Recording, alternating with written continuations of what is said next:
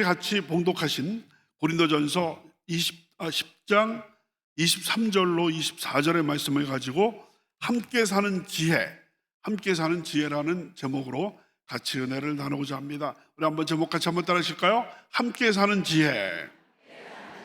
함께 사는 지혜. 우리가 사는 현대사회의 특징은 해체라는 겁니다. 같이 해체라는 게 뭡니까? 이게 나누는 거죠. 가르는 거죠. 그래서 고래가 잡혔을 때 고래를 해체하는 것. 우리 대한민국에서 고래 고기를 해체하는 사람이 딱 한 분이랍니다. 그래서 고래는 아무나 이렇게 칼질하는 게 아니고, 여러분 대형 참치도 일본에서 대형 참치 어떤 거는 1,000만 원이 넘거든요. 한 마리에 그래서 경매 같은 거 하면 신기록을 달성했다. 어떤 것은 1,500만 원 이렇게 되는 아주 대형 참치가 있는데, 그것도 전문가들이 이것을 다 칼질을 하게 돼 있거든요. 그래서 해체. 이게 좋은 해체면 좋은데, 가정이 해체되고 있고 공동체가 해체되고 있습니다. 그래서 이 해체라는 게 영어로 말하면, 여러분 컨스트럭션 하면은 뭐를 건축하는 것을 컨스트럭션이라고 하는데, 앞에다가 D를 붙이면 부수는 겁니다. 디컨스트럭션 하면은 해체. 그래서 해체라는 게 프랑스를 중심으로 해서 자크 데리다라는 그런 어떤 철학자들이 해체, 굉장히 아주 현대 굉장히 철학에서 많이 쓰이는 해체라는 게 이렇게 있는데요. 복잡하게 말씀드릴 게 아니라, 지금 우리 전통적인 30-40년 전만 해도 우리 대한민국의 전형적인 가정은 4인 가정. 어머니, 아버지, 아들, 딸. 그 전에 가면 5인 가정. 그보다 더 먼저 가면 3대. 할아버지, 할머니, 아버지, 어머니, 또 자녀들, 서너. 근데 지금은요, 1인 가족이 대세가 됐습니다. 그래서 대한민국 가구 수의 2023년 2년 전에 통계인데요, 대한민국 전체 가구 수에서 1인 가구가 차지하는 비율이 35.5%. 여러분 35.5%면 3분의 1이 넘습니다. 3분의 1이면은 33.3%면은 3분의 1이잖아요. 근데 35.5%가 됐다는 얘기는 3분의 1이 넘는 거예요. 그러니까 대한민국의 가정, 3가정 중에 한 가정은 1인 가구라는. 1인 가구는 말이 가구지, 그럼 혼자 사는 거거든요. 그래서 전통적인 부모님과 자녀들이 사는 4명의 가정도 해체가, 여러 가지 이유가 있죠. 직장이 다른 데든지 아니면은 여러 가지 이유로 혼자 사는 그런 어떤 가정이 생겼습니다.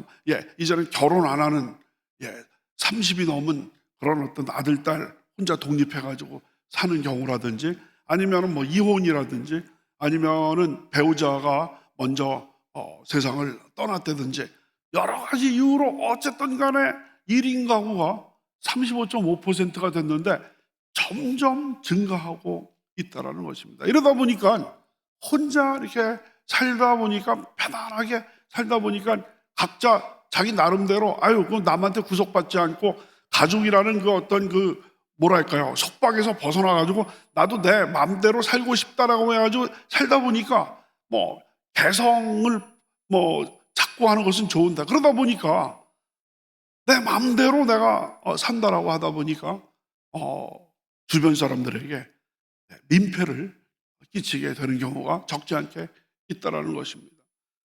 그래서 혼자 살 경우에는 정말 자유가 넘치죠. 저도 여러분 구제를 받지 못해가지고 미국에 유학 갈 때 제가 혼자 독신으로 가서 한 3년 정도 제가 혼자 살았는데, 자유인데 그러다 보니까 이게 막 엉망이 되는 경우도 많이 있습니다. 그래서 혼자 사는데 그냥 바쁘다 보니까, 아침에 학교 갈 때 바쁘다 보니까 그냥 양말은 저쪽에 있고 내일은 저쪽에 있고, 완전히 막 그렇게 정신없이 살다가 뭐 미국 친구라도 같이 오고 그러면 잠시만 밖에 기다려 그러면서 쫙 해서 그냥 집어넣고 그랬던 어떤 기억이 납니다. 그래서 점점 이렇게 해체가 되는 이런 상황에서 우리가 이웃에게 민폐를 끼치지 않고 어떻게 하면 더불어 사는, 함께 사는 지혜를 우리가 발휘할 수 있겠느냐. 그래서 오늘 제목은 함께 사는 지혜가 되겠습니다.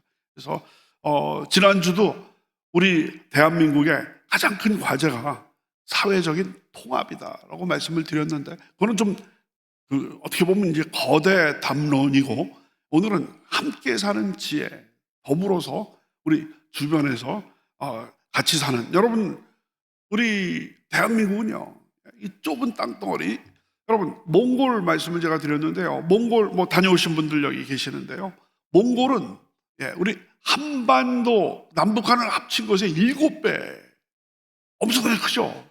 우리 남북한을 합친 것의 7배고요 대한민국의 15배가 되는데 인구는 350만이에요 350만. 인구는 350만이니까 여러분 뭐 이거는 우리 대한민국의 10분의 1도 안 되고 한 15분의 1 정도. 그러니까 땅은 15배인데 인구는 15분의 1이에요 그런데 그러니까 그런데 우리 대한민국은요, 이 좁은 땅덩어리에 5천만이 지금 살고 있습니다. 그러니까 우리 대한민국에 사는 사람들은 누구도 로빈슨 크루소, 여러분 어렸을 때 로빈슨 크루소 혼자 외딴 섬에 있어가지고 거기에서 살아나는 그런 로빈슨 크루소, 사실 그 로빈슨 크루소가 엄청나게 큰 대작인데 우리에게 알려진 것은 그 중에 일부에 해당되는 것이 로빈슨 크루소의 그 어떤 뭡니까? 그 섬에 혼자 표류해가지고 거기서 살아남는 그런 이야기가 쭉 되고 있는데, 우리는 대한민국에 사는 사람은 그 누구도 로빈슨 크루소처럼 외딴 사람은 없습니다. 아파트 있잖아요. 아파트야. 우리 특히 우리 동부교회 우리 성도님들은 거의 많은 분들이 아파트에 사실 거예요. 아파트는 바로 뭡니까? 위에도 사람이 있고 아래도 사람이 있고 옆에도 사람이 있는 거예요. 완전히 꽉 끼어 있는 겁니다. 엘리베이터 타고 올라가고. 그러니까 우리 대한민국 사람들은 옆에 분들하고 아무리 1인 가구라 할지라도 현관문을 나서시는 순간 수많은 사람들에게 부대끼고, 지하철 한번 타보십시오. 오죽하면 지옥철이라고 하겠습니까? 완전히 출근 시간에는 그냥 빨려 들어가는 거, 빨려 들어가고 흘러나오고 빨려 들어가는 거예요. 우리 대한민국 사회에서는 어쩔 수 없이 모든 게 이 네트워크로 이렇게 다 이렇게 되어 있습니다. 이런 상황에서 나는 자유하다 하면서 내 마음대로 하다 보면 이거 질서가 유지되기가 참 힘든 겁니다. 그래서 우리가 어떻게 하면 함께 살겠느냐 하는 이 어떤 과제에 있어서 아주 귀한 말씀이 오늘 본문 말씀이 되겠습니다. 짧은 말씀이죠. 그래서 우리 제일 먼저 10장 23절의 앞부분입니다. 모든 것이 가하나 모든 것이 유익한 것은 아니에요. 기가 막힌 말이죠. 우리 다 같이 한번 이 부분만 한번 읽어보겠습니다. 시작. 모든 것이 가하나 모든 것이 유익한 것은 아니에요. 모든 것이 가하다라는 말은 모든 것을 내가 할 수 있다. 우리는 그리스도 안에서 자유를 누린다는 겁니다. 그리스도께서 우리를 자유롭게 하기 위해서 십자가에서 못 박혀 돌아가심으로 말미암아 우리에게 자유를 주신 줄로 믿습니다. 여러분 잘 아시는 갈라디아서 5장 1절이죠. 우리 다 같이 한번 읽겠습니다. 시작. 그리스도께서 우리를 자유롭게 하려고 자유를 주셨으니 그러므로 굳건하게 서서 다시는 종의 멍에를 매지 말라. 그리스도께서 우리를 자유롭게 하기 위해서 십자가에서 율법의 자유에서 우리를 해방시키고 저주의 속박에서 우리를 해방시키시고 모든 병마의 그 속박에서 우리를 해방시켜 주신 줄로 믿습니다. 그리스도께서 우리에게 자유를 주시려고 자유케 하시기 위해서 자유를 주셨으니 그러므로 굳건하게 서서 다시는 종의 멍에를 맺지 말라.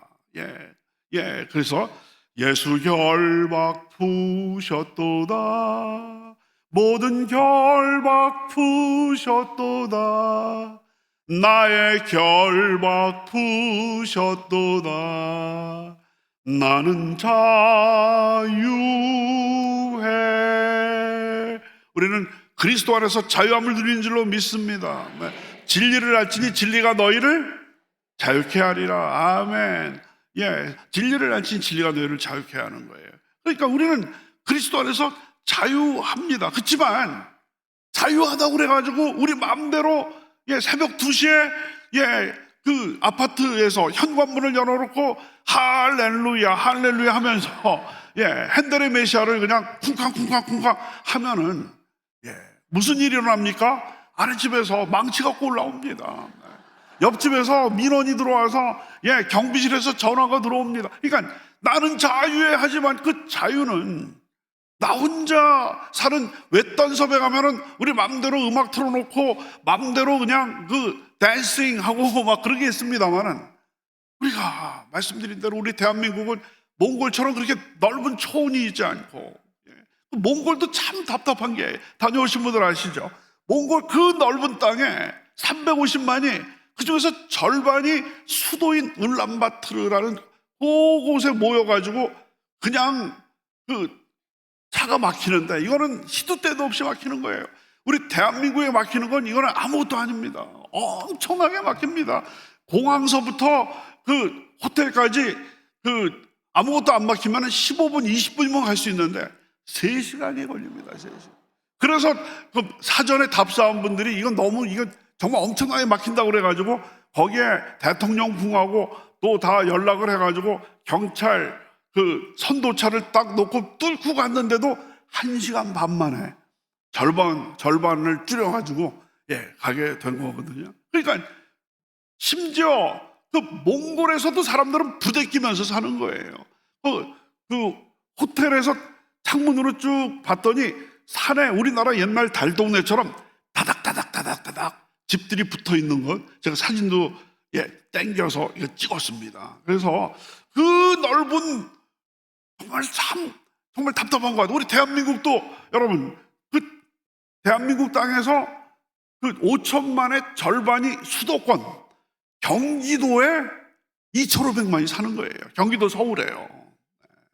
그러니까 이런 상황에서 나는 자유해 하면서 우리의 자유를 마음껏 얘기할 수 없이, 우리는 어쩔 수 없이 우리 윗집, 아랫집, 옆집, 또 여러분 운전할 때 그냥 빽빽한 그런 상황에서 앞차, 뒤차, 옆차, 또 엘리베이터에서 만나는 사람들을 신경 써야 할 수밖에 없는 그런 구조를 우리가 거기에서 살고 있다는 것이죠. 근데도 사도 바울이 쓴 이 고린도 교회에서는 나는 자유하다, 모든 것이 가하다, 모든 것, 나는 뭐든지 할 수 있다, I can do everything, I can do everything, 모든 걸 할 수 있다라고 했다. 사도 바울은 그게 다가 아니다. 그래서 지금 본문에서 뭐라고 그랬어요? 모든 것이 가하나 모든 것이 유익한 것이 아니요. 모든 것이 가하나 하는 것은 자유주의자들이 나는 자유하다라고 얘기를 했는데, 사도 바울은 거기다가 브레이크를 거는 거예요. 모든 것이 유익한 것은 아니다. 다 같이, 모든 것이 유익한 것은 아니요.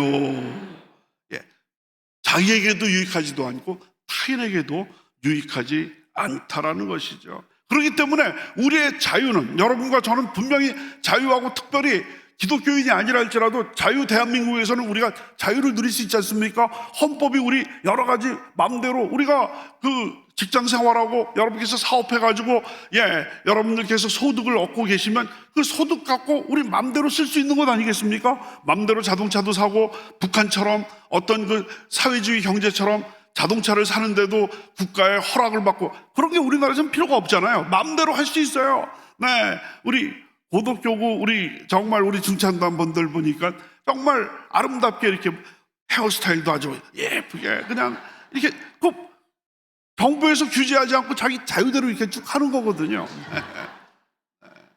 그런데 그렇다고 해가지고 우리 예전에 왔던, 요즘에는 좀 없어졌습니다만 배꼽티 아시죠?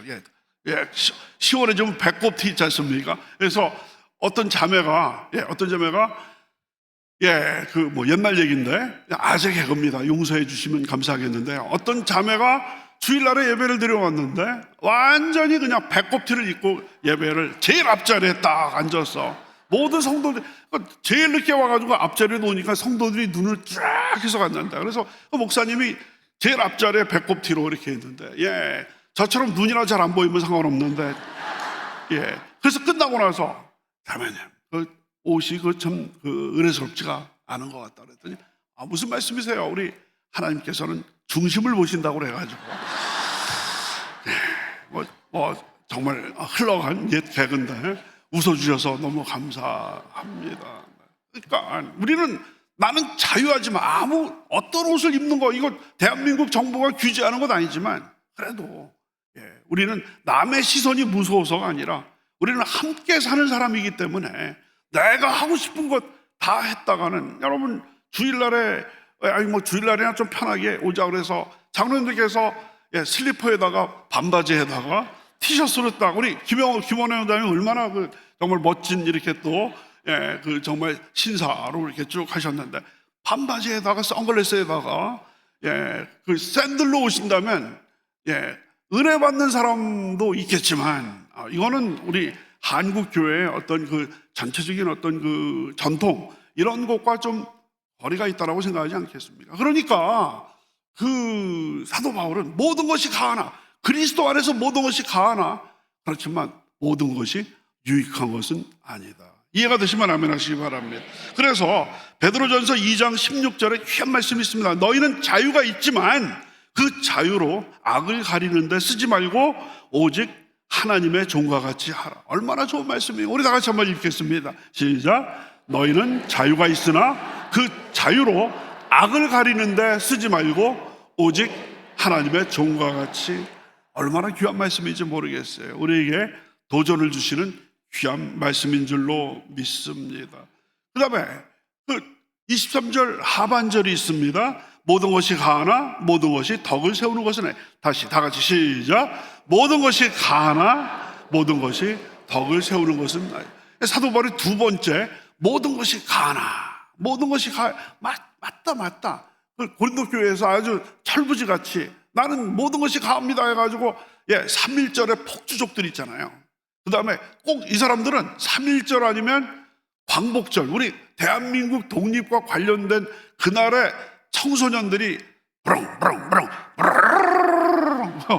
오토바이, 폭주족들이, 경찰들이 이제 막 단속을 하니까 이 친구들이 아주 그냥 부동산 떴다방처럼 갑자기 나타나서 확 사라지는 거예요. 그러니까 전국 천안 삼거리에서 모인다, 딱 공지가 나오면서 거기에 부르르 모이면서 그냥 완전히 그냥 정말 벌떼처럼 막 다니는 게 이제 폭주족인데, 나는 자유하다.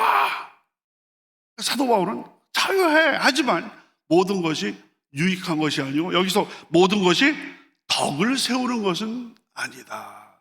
다 같이 모든 것이 덕을 세우는 것은 아니니. 덕을 세운다라는 것은 성경 언어에 보면 집을 짓는다. 모든 것이, 우리는 자유하기 때문에 교회에서 뭐든지 할 수 있다라고 하지만 모든 것이 집을 짓는 것, 교회를 세우는 것은 아니다라는 것입니다. 그래서 덕을 세운다. 우리 성도님들의 교회 생활에서 가장 중요한 것이 덕을 세우는 것인 줄로 믿습니다. 내가 이렇게 하는 것이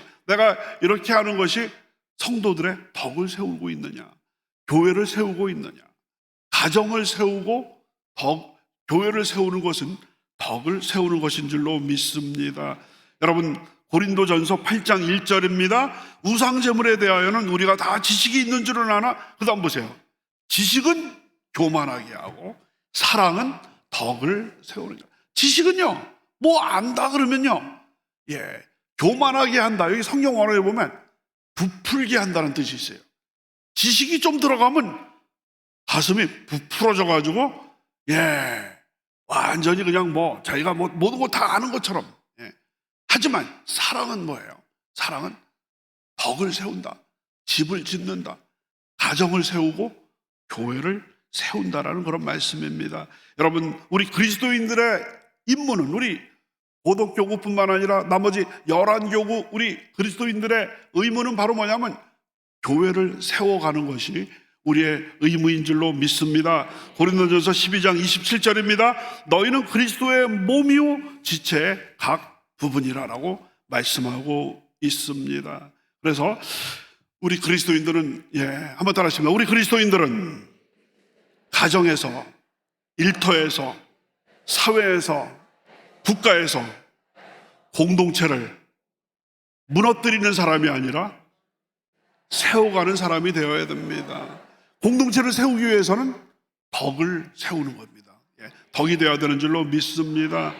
그렇기 때문에 내가 자유가 있지만, 내가 권리가 있지만 그 자유를 잠시 내려놓는 것, 이거야말로 그리스도인의 사랑인 줄로 믿습니다. 나는 나 마음대로 내가 여러분 정말 취준생이 취업 준비생이 합격 통지서를 받아가지고 너무나 좋아가지고 이야호 하고 싶은데 밤 12시에 그렇게 얘기하면 안 되지 않습니까?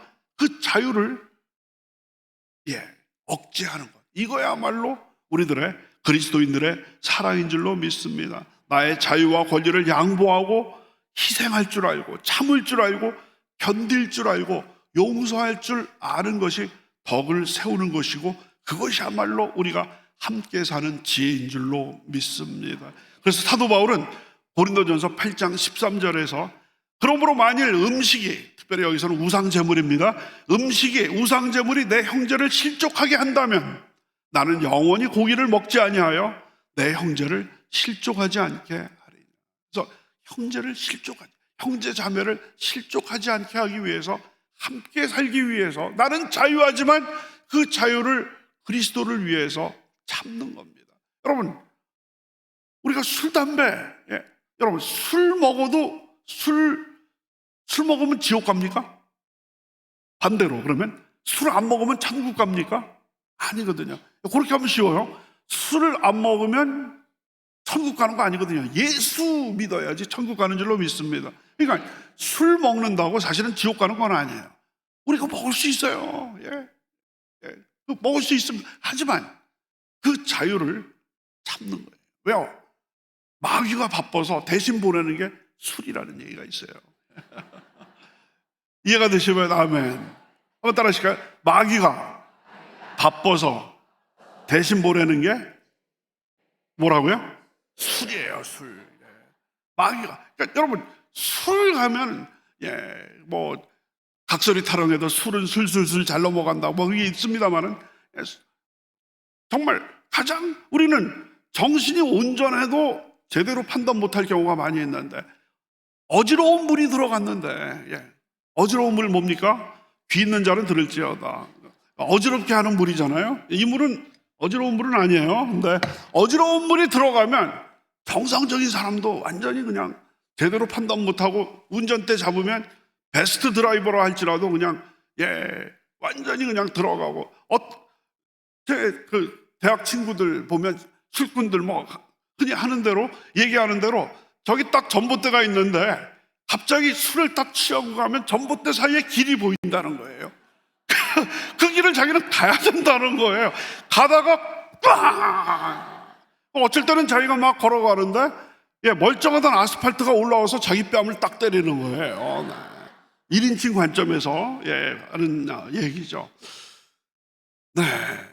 그러니까 우리는 특히나 우리 대한민국의 140년 전에 우리 선교사들이 와서 우리 조선 사람들을 보니까 망하는 집에 두 가지가 있는데, 하나는 술 때문에 망하고 하나는 그 노름 때문에 망하는 거예요. 근데 술과 노름이 보통 합쳐지면 아주 보다 더 신속하게 망하는. 그래서 우리 140년 전에 우리 대한민국에 왔던 선교사님들이 가장 우리 조선 사람들에게 강조했던, 술 먹지 마라. 우리 그리스도인들은 술 먹으면 안 된다. 그러면 유럽 사람들은 포도주 같은 거 다 드시잖아요. 근데 거기 문화, 우리 한국의 기독교가 들어온 문화는 술과 도박을 금하는, 그런 술, 담배를 금하는 그런 상황이에요. 그래서 여기 지금 고린도전서 8장 13절 다시 띄워주시기 바랍니다. 고린도전서 8장 8장 13절에서 그러므로 만일 술이 음식 대신에 술을 집어넣습니다. 그러므로 만일 술이 내 형제를 실족하게 한다면 나는 영원히 술을 먹지 아니하여 내 형제를 실족하지 않게 하리라. 사도 바울의 나는 자유하지만 그 자유를 나는 기꺼이 형제를 사랑하는 마음으로 버리리라. 이게 바로 뭡니까? 함께 사는 지혜인 줄로 믿습니다. 가족에서, 우리 가정에서도 마찬가지예요.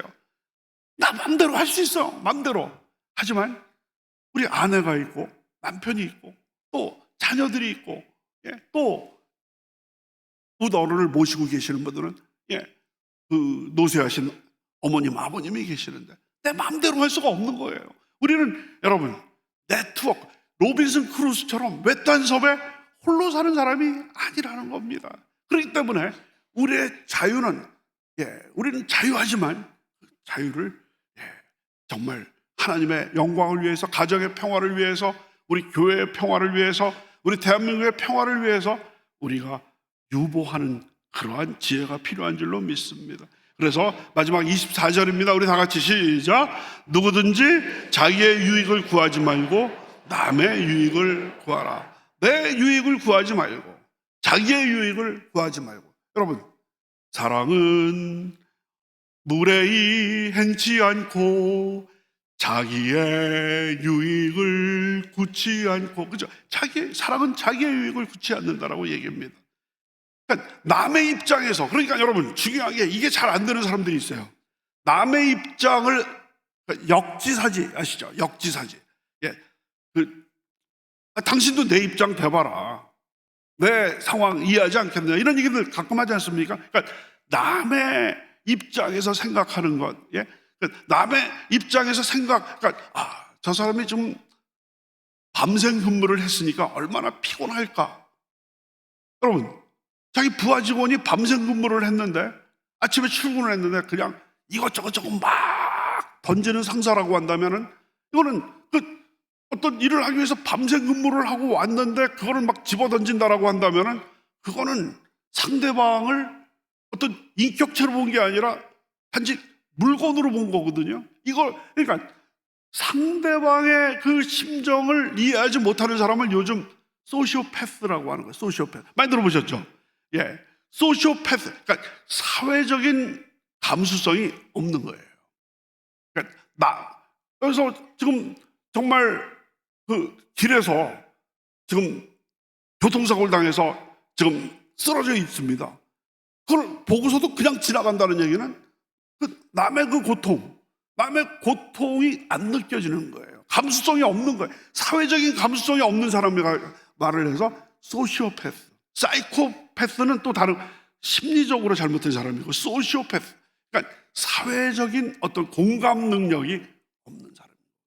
함께 사는 지혜를 우리가 갖기 위해서는 공감 능력, 사회적인 공감 능력. 우리 여러분 김성배 장로님께서 그냥 어떻게 실족을 하셔가지고 지금 복숭아뼈가 골절이 되셨어요. 얼마나 복숭아뼈가 골절이 됐으면 얼마나 아프시겠어요. 근데 그거 수술도 지금 못해. 그러니까 여러분, 붓기가 빠져야지 수술이 되는데 지금 퉁퉁 부어 있는 거예요. 얼마나 아프시겠어. 그러면서 전화 한마디 하시고, 또 한번 가까이 계신 분들은 한번 정말 연락도 한번 해보시는 것, 이거야말로 우리가 함께 사는 지혜인 줄로 믿습니다. 그래서 한 가지 말씀만 더 드리고 오늘 말씀을 마치도록 하겠는데요, 사실 남의 유익을 구하는 것이 결과적으로 나의 유익이 되는 경우가 많이 있습니다. 한번 따라하십니다. 남의 유익을 구하는 것이 결국 자기의 유익을 구하는 것입니다. 여러분, 인도의 유명한 어떤 그 성자 선다 싱 많이 들어보셨죠? 선다 싱이라는 그분은 정식 신학 교육을 받은 어떤 주의종 목사는 아닙니다만은 정말 히말라야 그 추운 그 높은 산을 넘어가면서 복음을 전하고 티베트 지역에 복음을 전한 아주 전설적인 전도자가 선다싱 선생님입니다. 하루는 선다싱 선생님이 그 티베트, 그 추운 겨울에 티베트의 그 높은 산을 그 눈보라가 한참 부는 그 산을 넘어서 건너 마을에 가서 복음을 전해야 되는데 이거 그냥 눈보라가 막 치고 그러는데 두꺼운 옷으로 입고 올라가다 보니까 그래도 한 사람이 걸어가고 있어요. 그래서 같이 얘기를 들었더니 썬다칭 선생님하고 똑같이 건너 마을까지 밤중에 넘어야 되는 거예요. 그래서 아이고 잘 됐다 해가지고 같이 말벗 되면서 이렇게 추위를 피하면서 웅크리면서 올라가고 있었는데 한참 지나다 보니까 어떤 사람이 여기 쓰러져 있어요. 그래서 썬다칭 선생님이 가서 딱 만져봤더니 아직 숨이 있는 겁니다. 그래서 여보시오, 우리 둘이 이 사람 가만히 두면 여기서 얼어 죽으니까 우리 같이 데리고 갑시다. 이 밤에 여기 있으면 이거 지나가는 사람인데 그냥 죽습니다. 아유, 정신 차리셔. 우리 혼자도 지금 이 산 지금 살아서 넘을지 모를지 모르는데 그 사람까지 데려가면 늦어져가지고 이 밤에 못 넘습니다. 가려면 당신이 나으셔. 그러면서 혼자 갔어요. 어쩔 수 없어서 이 썬다싱 선생님이 그때 나이가 30이었습니다. 그러니까 아직 이제 젊은 청년이었죠. 썬다싱 선생님이 보니까 아직 숨은 있어요. 호흡이 있어요. 그래서 업고 어쩔 때는 업고 너무 무거우니까 또 내려서 같이 끌고 업고 끌고 한참 그 눈보라 속에서 올라가다 보니까 어느 사람이 또 쓰러져 있는데 아까 먼저 갔던 사람인데 봤더니 이미 얼어서 죽었어요. 동사를 한 거예요. 근데 썬다싱 선생님은 땀이 뻘뻘이야. 왜? 그 사람을 쓰러졌던 사람을 업고 또 하다 보니까 땀이 뻘뻘 흘러가지고 얼어 죽지 않은 거예요, 여러분. 그러니까 뭐냐면 남의 유익을 구했던 썬다싱 선생님은 자기의 유익을 구해서 먼저 걸음아 나살려라 하면서 내뺐던 사람은 얼마 가지 못해서 거기에서 동사하고 말았는데 이거는 정확한 기록에 있는 그런 내용입니다. 썬다싱 선생님은 그래서 그 밤에 그 쓰러져 있는 사람을 업고 또 끌고 해가지고 진땀 흘리면서 그 산을 넘어서 목적지에 잘 가게 되었습니다. 그래서 사도 바울은 지금 여기서 누구든지 자기의 유익을 구하지 말고 남의 유익을 구하라고 이렇게 말씀을 하고 있습니다. 그래서 지난주에 말씀드렸던 그 말씀도 바로 이것과 연결이 되는 것 같습니다. 에베소서 4장 1절부터 3절입니다. 그러므로 주 안에서 갇힌 내가 너희를 권하노니 너희가 부르심을 받은 일에 합당하게 행하며 모든 겸손과 온유 오래 참음으로 사랑 가운데서 서로 용납하고 평안에 매는 줄로 성령이 하나 되게 하신 것을 힘써 지키라. 할렐루야. 오늘 말씀입니다. 오늘 마무리합니다. 우리 모두 그리스도 안에서 자유함을 누립니다. 십자가를 통해서 우리는 모든 속박에서 자유함을 누린 줄로 믿습니다. 하지만 그 자유는 사랑을 통해서 나타나야 되는 것이고 그 사랑은 내 자유를 그리스도를 사랑하는 마음으로 이웃 형제자매를 사랑하는 마음으로 그 자유를 억누르면서 나의 유익을 구하지 말고 자기의 유익을 구하지 말고 남의 이웃을 구하는 것이 결국은 부메랑으로 돌아와서 나에게 유익이 된다라는 말씀을 우리들에게 주고 계십니다.